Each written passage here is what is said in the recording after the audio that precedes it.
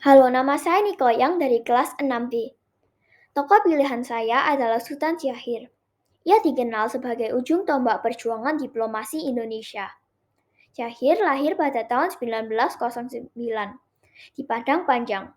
Bapaknya adalah Muhammad Rasad, penasehat Sultan Delhi. Dan ibunya adalah Putih Siti Rabiah. Ia belajar ELS dan MULO di Medan. Dan pada tahun 1926, ia belajar AMS di Bandung. Di Bandung, ia menemukan Universitas Rakyat. Ketika Syahrir pergi ke Belanda, ia mendaftar di Universitas Amsterdam. Kemudian di Universitas Leiden, ia menjadi mahasiswa hukum dan dihargai karena prinsip-prinsip sosial. Di Perhimpunan Indonesia, ia datang sebagai sekretaris dan kemudian menemukan Jong Indonesia. Selama di Belanda, ia juga menjadi dekat dengan Muhammad Hatta sebelum ia menjadi wakil presiden Indonesia.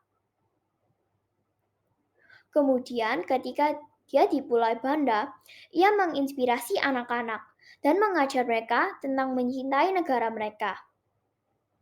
Hatta mengirim Syahrir ke Hindia Belanda sebelum ia menyelesaikan gelar sarjana hukumnya untuk mempersiapkan PNI. Namun kemudian ia dan Hatta dipenjarakan oleh Belanda di penjara Cipinang pada bulan Maret 1934. Kemudian pada bulan November 1934, mereka dipidana karena kegiatan nasional dan diasingkan di Boven di Goel.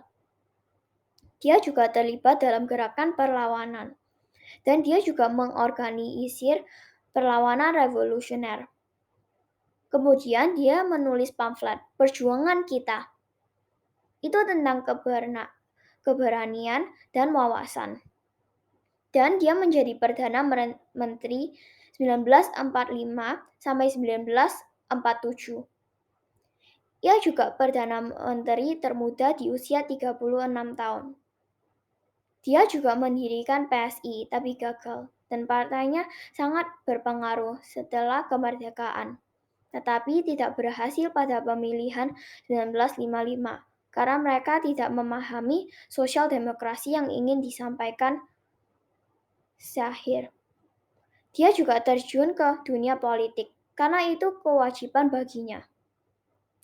Tahun-tahun terakhirnya adalah ketika dia berada di penjara.